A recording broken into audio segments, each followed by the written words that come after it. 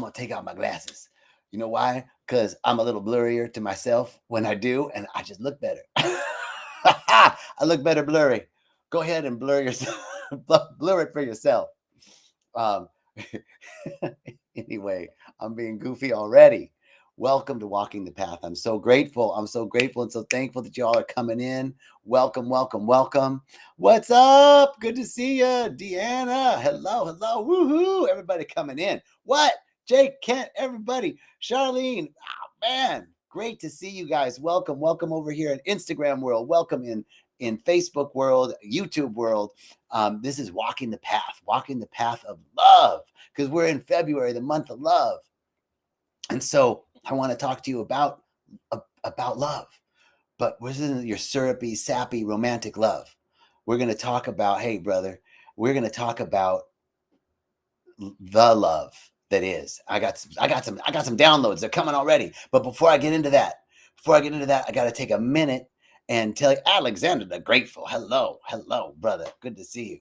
I got to tell you a little second about Rythmia Life Advancement Center in Guanacaste, Costa Rica.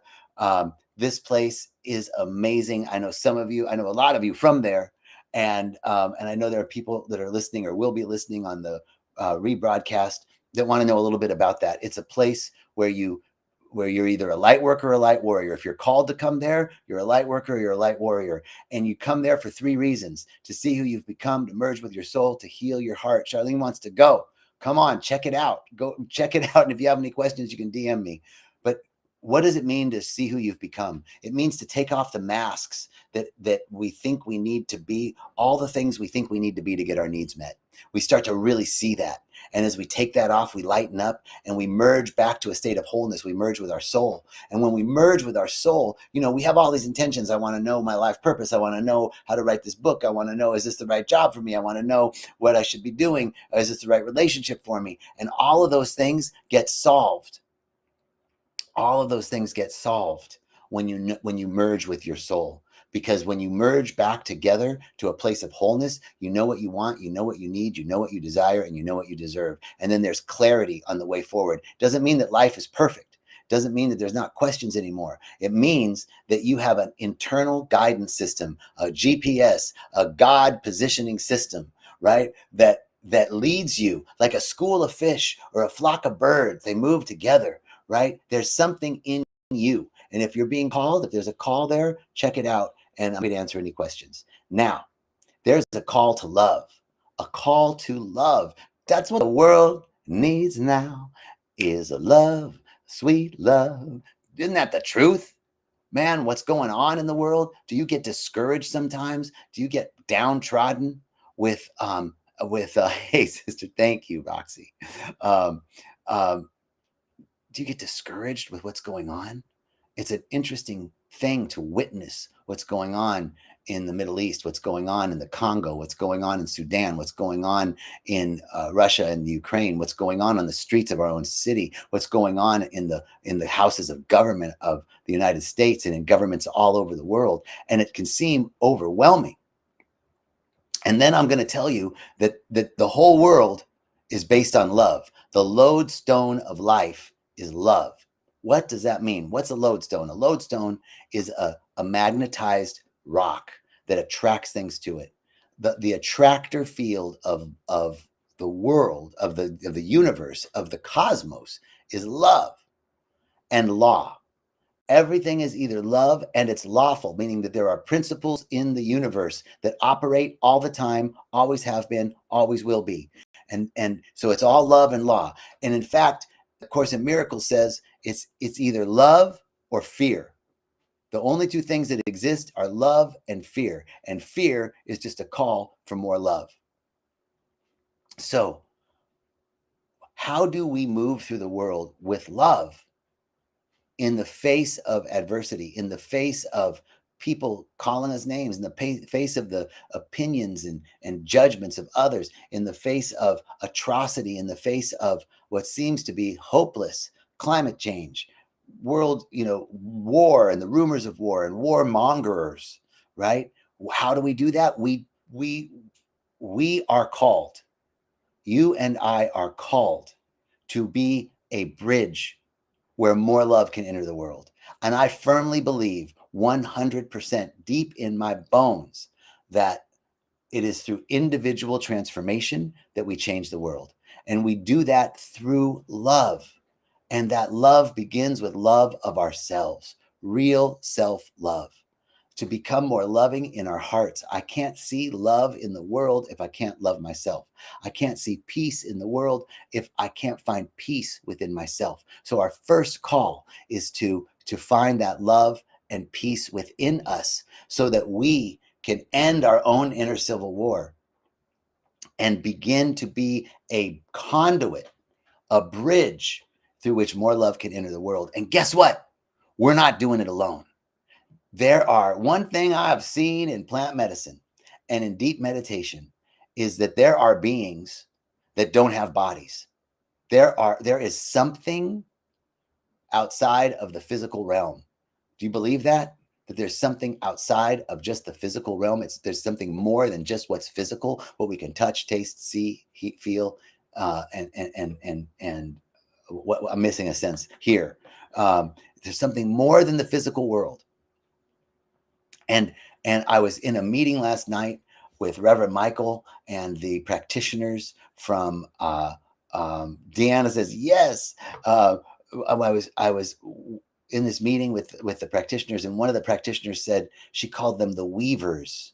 She goes, I don't know what they are. I don't know anything, but I have this sense that there's these weavers, that we are weaving something together. And it is us, it's up to us, the ones that are called, that in the face of circumstance and condition, we weave love. And we're holding this world for a higher vision.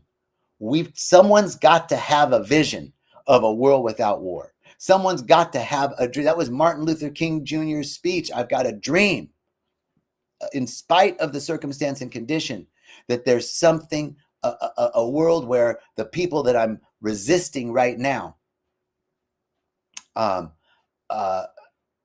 people that I'm resisting right now will become my neighbor. And Martin Luther King Jr. said, I don't like the people that threaten me and threaten my family and wish me harm. I don't like them. But God calls me to love them. Love is the lodestone of life. And we have luminaries like Martin Luther King Jr. and Nelson Mandela and Gandhi and Mother Teresa and many, many more, Desmond Tutu, who have shown the way how to bring nobility and love in the world without being a doormat. Love doesn't mean we're weak. It's not syrupy, sappy love. Oh, everything's fine. And no, it's I'm called to bring more love to the world. I'm called to work with those that I can't see, other individuals around the world that are working in this, and individuals, beings that might not have a body, that are working in this field. And as we work together to hold a vision, someone's got to hold that vision. And that someone's you, and that someone's me. That in spite of circumstance and condition, we're holding a container of love. And it begins with us. I've got to do my work. I've got to do my own inner work so that I can be a bigger channel for love. Chris says, how do I spot and eliminate? I'm going to show this question. How do I spot and eliminate trends of narcissists in love for myself and others? I don't know trends of narcissists, trains of narcissists, narcissistic people. How do I spot and eliminate narcissistic people? Well, I'll tell you what. Mother Teresa was asked to march in an anti-war rally, and she said, I won't march in an anti-war rally, but I'll march in a peace rally. She was for something and not against something, because if there's one truth, is that what we resist persists. And the more we fight against something, the more power we give it. It doesn't mean that we spiritually bypass that there's narcissists in our life. But when I have a consciousness of love for myself, when I know my own love, if I love myself, if I'm at peace within myself, narcissists can't touch me. I have a consciousness that's like a protective field around me. They can't come in there. I'm guided for and provided for, directed and protected as I love myself, not a self-centered love. I love myself, but it's like I love myself so much that I can love you so much, that you can love you so much, that you can start loving me. Because remember, it's all love or fear. Narcissists are coming out of fear, and that's just a call for love. So it doesn't excuse what they do. It doesn't make it right. But we see that they're just afraid. They're just a little boy or a little girl. And most of them are girls. I mean, are men. Most narcissists are men, I think. But it's just a little boy or a little girl that's afraid, that is so scared of annihilation, so scared of not being worth something, that they have to manipulate and coerce the world into loving them, because they're so afraid that if they don't, they won't be loved. And so we don't have to truck with that. We don't have to hang out with people like that, but we can spot it, and we know I love myself. So Chris is saying, how do I spot and eliminate narcissism in love for myself and others? In myself and others. How do I spot that in myself? So Chris, are you asking, like, how do I spot my own narcissism? Well, if that's the question, I'll tell you, brother or sister, might be a sister, I don't know. But if you are even asking the question, am I a narcissist? Then you have a level of consciousness that won't allow you to be that. Like, that's a level of self-awareness. Like, psychopaths don't go, I think I'm a psychopath, right? So you're already on the train. You're already on the road to say, oh, there's something in me that says maybe I have these tendencies that are self-centered, and I want to heal them. I want to see, what is that in me that is asking to be healed. That narcissistic tendency in me is just that scared little boy or girl that is so afraid that if I don't control and manipulate and coerce the world, that I won't be loved. And Chris says, thank you for that. Learning to love myself day by day. That is it. That as we begin to learn what real self-love is. And what is real self-love? Real self-love is a healthy ego. And a healthy ego says, the healthy ego isn't about superiority or inferiority or even equality. Now, a narcissist needs to be superior. A masochist needs to be inferior, right? But real self-love is, and real self-love isn't about being equal. Real self-love is knowing that you are incomparable, that I am incomparable, that there's never another you. There's never another me. There never has been, there never will be, and there isn't one now. Exactly like you, exactly like me. We are, without comparison, we're incomparable, and we are loved by the whole and cherished by the whole, as is everyone else. That is the way we move out. Chris says, brother. All right, man, we're brother. That's the way out. As we start to, that's what real self-love is that I'm there's no comparison to me. And then we start to not compare ourselves to others, because most of the trouble we get ourselves into is when we compare ourselves to others, right? And start to feel insecure. And then that moves us into a state of lack and uninspired action. But when I can anchor into the truth of who I am, that I am incomparable and cherished by the whole, I'm loved and adored by a friendly universe that is constantly working on my behalf. I am loved and adored by a friendly universe that is constantly working on my behalf. If I can walk in the world with that, that means that, guess what? Everybody else is loved and adored by a friendly universe that is constantly working on their behalf. And there's one true thing, that time heals all wounds, and time wounds all heals, right? Like, there's a twist in English there, that a heal is to heal, H-E-A-L, but a heel, like the heel of your foot, H-E-E-L, and there's a phrase in English like you're a heel, like a real like jerk. That's a heel. So time heals all wounds, but time wounds all heals. Like if that's the way you walk in the world, trust and believe. The truth of the universe is it's done to us as we believe. We get back what we put in. The universe is a reflective, it's like a mirror that reflects back to us what we put in. So I don't have to worry about that because there's a natural order, a universal principle that takes care of all that. So love, this talk is about love. Okay, wait, Tiffany says, I absolutely am missing something in my life and on a quest to find it. I've had my own rythmia for about a year now. I'm just waiting to win some money. I'll get there one day. All right. So here's what we're going to do for Tiffany and for anybody else that wants anything in their lives. Here's the truth. Spirit has more ways to deliver our good to us than there are grains of sand in the beach, drops of water in the ocean, or stars in the sky. So, Tiffany, I want to invite you to move out of this idea that the only way you get to rythmia is if you win some money. That spirit has so many ways to deliver that intention to you.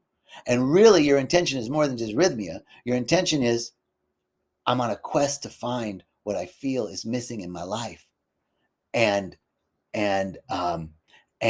and that's a beautiful thing. And what I want to tell you, Tiffany, is that you already have it. Now, that sounds like hollow words, right? Like you already have it. But that's the truth. That's the truth, that we already have everything we need, that life goes before us and provides what is necessary before we even need it. And I can prove it to you.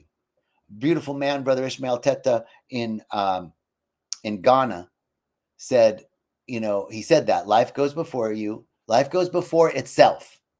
Life goes before itself and provides what is necessary before it is needed. Life goes before itself and provides what's necessary before it's needed. And we can prove that in nature. And what he said to me in his, Ghanaian accent, which I'm not going to do very well, but he goes, before you were born, there was milk in your mother's breast, ready for you to drink, that had everything you needed.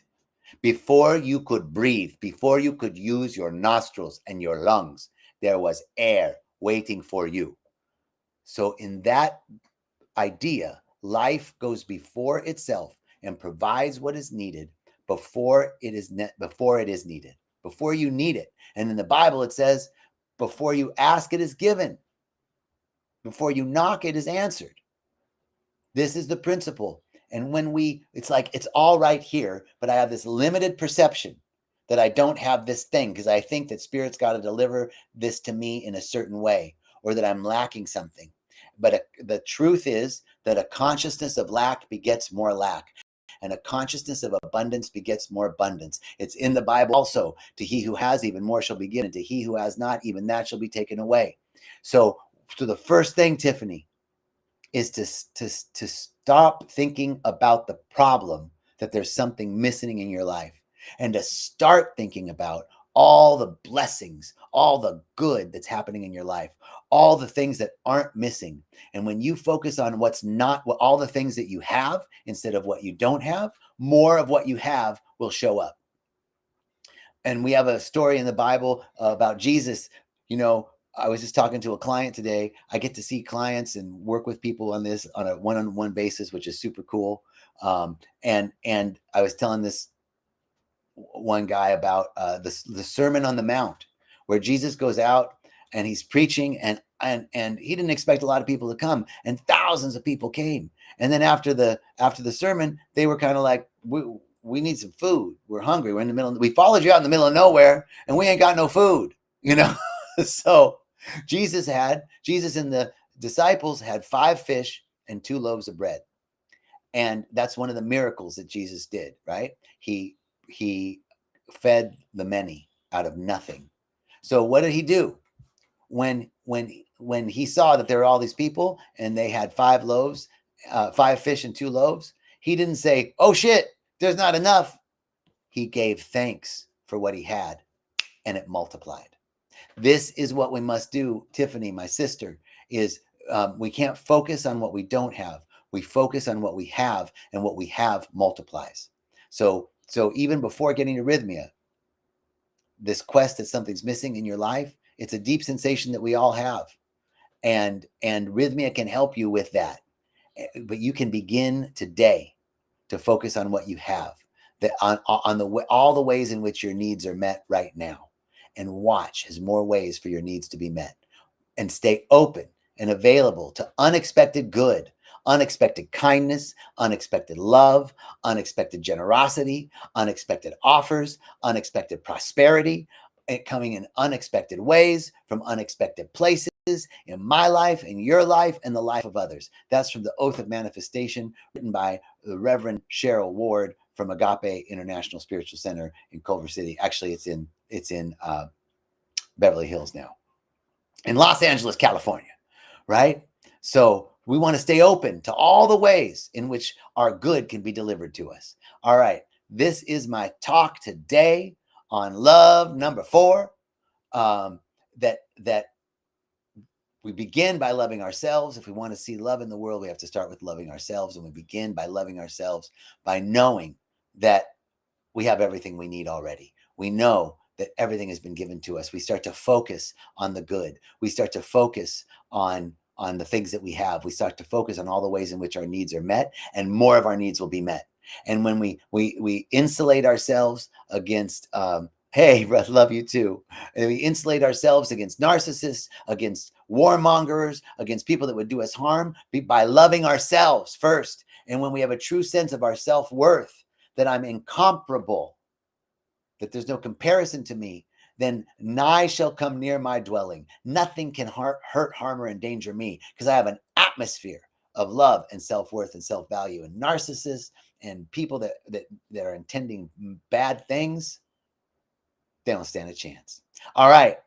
Thank you so much for joining us today, for joining me. I'm so grateful. I'm so thankful. And I wish you so much love, so much peace, so much joy, knowing that everything is working together for your good, that you have everything you need, and you need everything you have, that before you ask, it is given, that life goes before you and provides what is necessary before you even know you need it.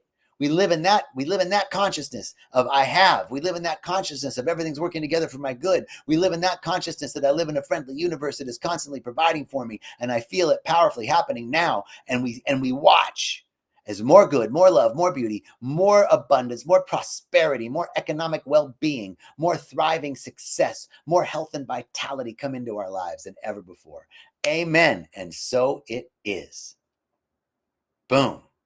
Peace and richest blessings.